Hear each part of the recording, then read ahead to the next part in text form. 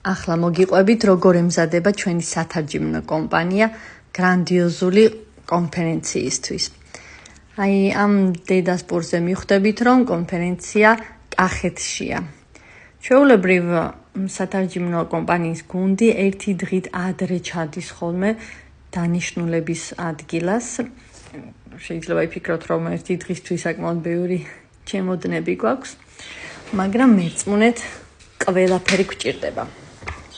მიუხედავად იმისა, რომ ჩვენ როგორც სათარჯიმნო კომპანიას არ გვევალება, რომ ასე ადრიანად გამოცხადეთ კონფერენციაზე, ჩვენ მაინც ვამჯობინებთ, რომ პირველები მივიდეთ ღონისძიების დღეს ჩვენს ტექნიკოსებთან ერთად, რათა კიდევ ერთხელ გავიაროთ ყველა დეტალი მათთან ერთად. აქაც მე და ნინო განვიხილავთ, როგორი იქნება მომდევნო 2 დღე წინანდალში.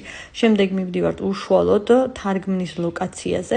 როგორც ხედავთ, საკმაოდ დიდი ღონისძიება ცხადია, ჩვენი კომპანიის გარდა უამრავი სხვა კომპანია ჩართულია ამ ღონისძიების უზრუნველყოფაში, მაგრამ ყველაფერი, რაც თარგმას შეეხება, ეს იქნება აპარატურა, სინქრონის აღჭურვილობა, მიკროფონები და ასე შემდეგ, ცხადია უზრუნველყოფს ენჯი ჯორჯია. აქაც ნინო განიხილავს ტექნიკოსებთან ერთად, სად უნდა დავდგათ ჯიხური იმისათვის, რომ მივიღოთ საუკეთესო შედეგი. ყველაფერთან ერთად ჩვენ ასევე ვზრუნავთ ჩვენი საკუთარი განწყობის ამაღლებაზე, რაც შემდეგ ძალიან დადებითად აისახება ჩვენს მიერ შესრულებულ სამუშაოებზე.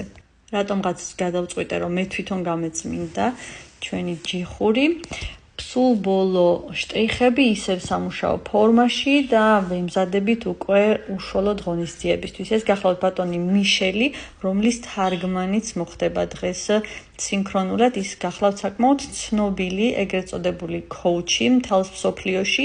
მას 2 დღის წინ ჰქონდა კვიპროსში ესეთი ტიპის გამოსვლა და საჯარო ლექცია. დღეს კი, როგორც ხედავთ, იმყოფება წინანდალში.